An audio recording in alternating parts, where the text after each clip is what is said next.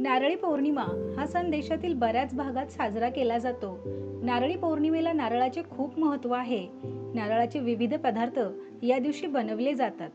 हा दिवस बहीण भावाच्या प्रेमाचा गोड दिवस. या दिवशी भावाचे तोंड गोड करण्यास साखरेचा वापर न करता गूळ घालून तयार केलेली नारळाची वडी कशी करायची हे आज आपण बघणार आहोत. नारळाची वडी बनविण्यासाठी कढईमध्ये 2 चमचे तूप गरम करूयात. तूप गरम झाल्यास यामध्ये किसलेला ओला नारळ घालायचा आहे. इथे मी नारळ किसून झाल्यास मिक्सरमधून बारीक करून घेतला आहे. इथे मी 3 कप नारळाचा किस घेतलेला आहे. नारळ तुपामध्ये छान परतून घ्यायचा आहे. एक 5 ते 6 मिनिट नारळातील पाणी पूर्णपणे ड्राय होईपर्यंत आपल्याला नारळ परतून घ्यायचा आहे.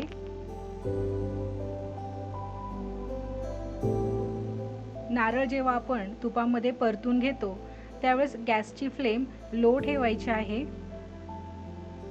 एकसारखं आपल्याला नारळ तुपात भाजून घ्यायचं आहे.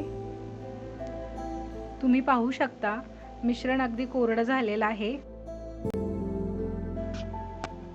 आता या मिश्रणामध्ये पाऊण कप गूळ ॲड करूयात. जर आपण गुळाचे प्रमाण जास्त घेतलं तर मिश्रणाला चिकटपणा येतो आणि तयार होणारी वडी ही मऊ होणार नाही.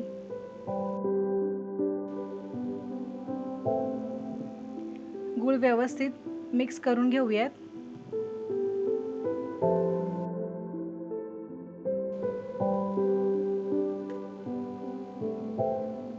गुळामधलं पाणी पूर्णपणे ड्राय होईपर्यंत आपल्याला हे मिश्रण एकसारखं हलवून घ्यायचं आहे.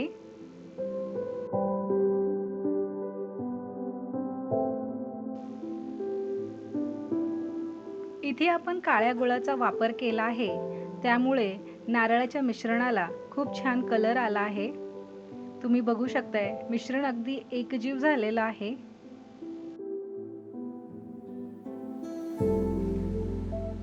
आता आपण यामध्ये 1 चमचा वेलची पावडर ॲड करणार आहोत.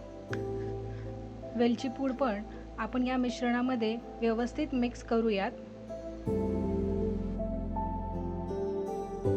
नारळाचं मिश्रण जेव्हा मी दाबून बघते त्यावेळेस पाण्याचा अंश कुठेही दिसत नाहीये, म्हणजे हे मिश्रण नारळाची वडी बनवण्यासाठी अगदी परफेक्ट तयार झालेलं आहे.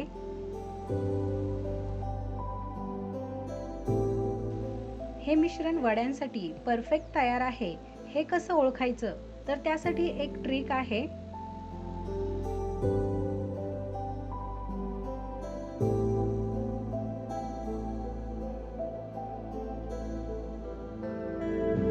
मिश्रण थोडंसं प्लेटमध्ये काढूयात.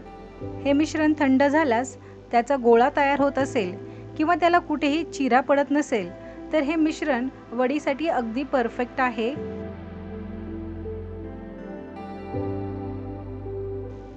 तुम्ही पाहू शकता मिश्रणाचा छान गोळा तयार झाला आहे. याला कुठेही चिरा पडलेल्या नाहीत. आता या स्टेजला आपण गॅसची फ्लेम बंद करायची आहे.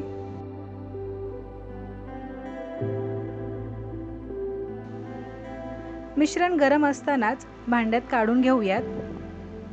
इथे मी एका डब्यात बटर पेपरला तूप लावून घेतलं आहे.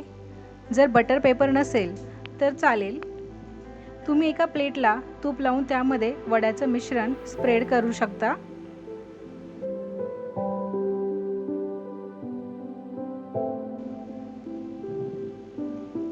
वड्या गरम असतानाच कापून घ्यायच्या आहेत.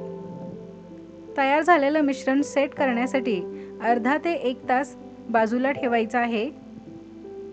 हे मिश्रण तुम्ही फ्रीजमध्ये देखील ठेवू शकता.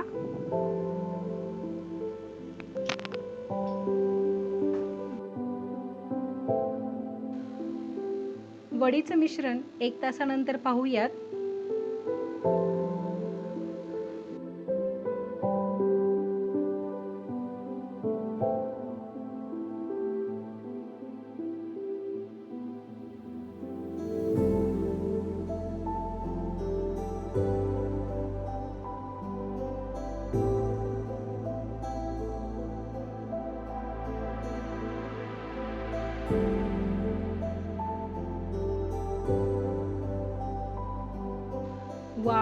क्या बात है.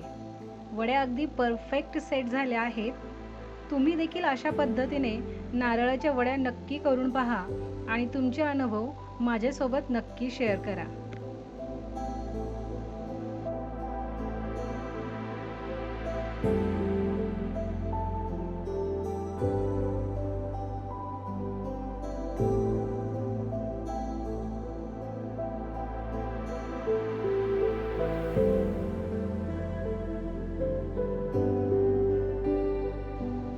तोंडात घालताच विरघळणारे ओल्या नारळाचे लाडू कसे बनवायचे याचीच रेसिपी आज मी तुमच्यासोबत शेअर करणार आहे. तर चला तर सुरू करूयात आजच्या रेसिपीला. नारळाचे पांढरे शुभ्र लाडू बनविण्यासाठी सर्वात आधी नारळाचे साल काढून घ्यायचे आहेत. इथे मी नारळ किसून मिक्सरला बारीक केलेला आहे. कढईमध्ये 1.5 चमचे तूप गरम करायचं आहे. आता यामध्ये 1 कप बारीक केलेला नारळाचा किस घालूयात. नारळाचा किस तुपामध्ये 5 ते 6 मिनिट परतून घेऊयात. नारळ तुपात छान परतून घेतला की नारळामध्ये जे एक्स्ट्राचं पाणी किंवा नारळामध्ये जे मॉइश्चर असेल ते निघण्यास मदत होईल. गॅसची फ्लेम लो ठेवून नारळ एकसारखा हलवून घ्यायचा आहे.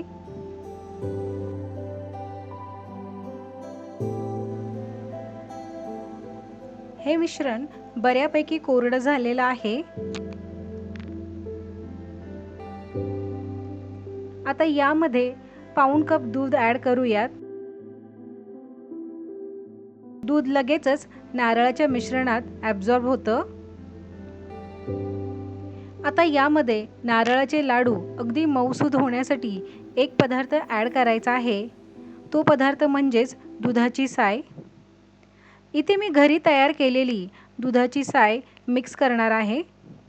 यामुळे लाडू मऊसूद होण्यास मदत होते. दुधाची साय मिश्रणात व्यवस्थित मिक्स करूयात. आता यामध्ये बारीक वाटलेली अर्धा कप साखर ॲड करूयात. तसेच अर्धा चमचा वेलची पावडर टाकून मिक्स करून घेऊयात.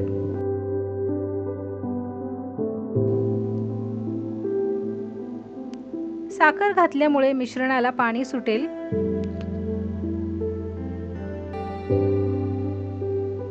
साखरेमुळे मिश्रण थोडंसं ओलसर दिसणार आहे.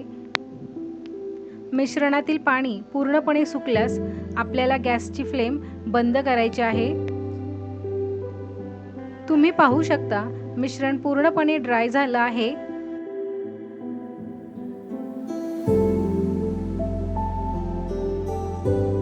आता आपण मिश्रण थंड करण्यासाठी एका प्लेटमध्ये काढूयात. मिश्रण थंड झाल्यास आपण नारळाचे लाडू बांधूयात. इथे मी छोट्या आकाराचे लाडू वळले आहेत.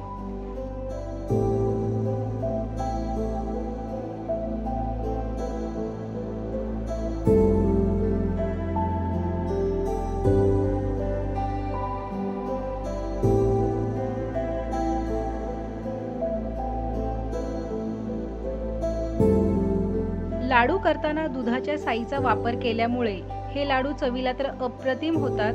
मऊसूद लाडू बनवण्याची ट्रिक तुमच्यासोबत शेअर केली आहे. तुम्ही देखील अशा पद्धतीने लाडू नक्की करून पहा आणि तुमचे अनुभव माझ्यासोबत नक्की शेअर करा. थँक्यू.